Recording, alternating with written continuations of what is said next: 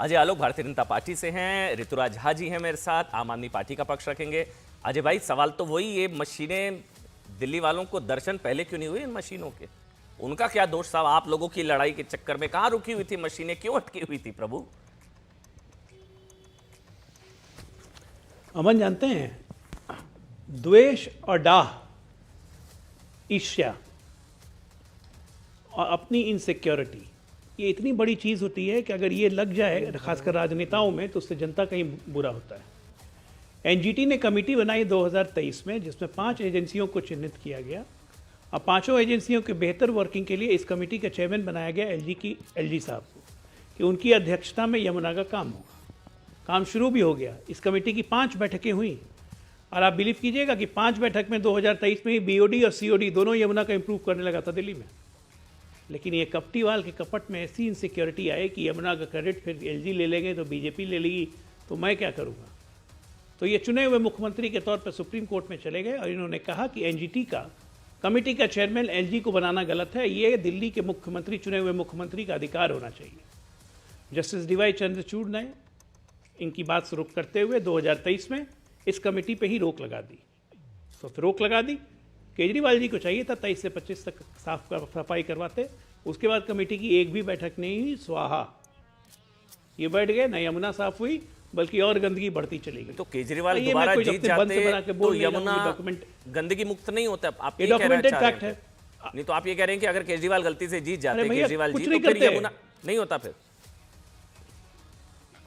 नहीं होता, वो तो ऑन रिकॉर्ड कह चुके थे यमुना साफ करने से वोट नहीं मिलते हैं, वो तो ऑन रिकॉर्ड बोल चुके थे।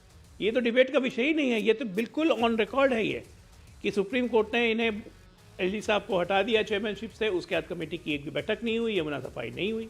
अब केजरीवाल जी गए हैं, ग्रहण हटा है तो सूर्य खिला है, सूर्य खिला है तो यमुना जी चमकेंगी। चलिए, केजरीवाल जी गए, ग्रहण हटा और यमुना जी चमकनी शुरू हो गई। ऋतुराज झा जी बताइए प्रभु।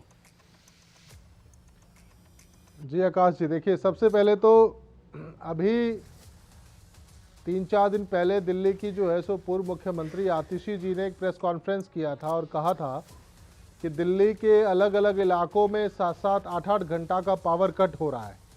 तो यही भाजपाई कूद कर आए थे और कहे थे कि दिल्ली की अभी भी केयर टेकर मुख्यमंत्री आतिशी हैं।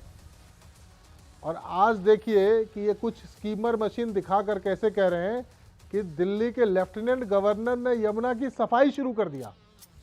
इससे ज़्यादा हास्यास्पद कुछ नहीं हो सकता है।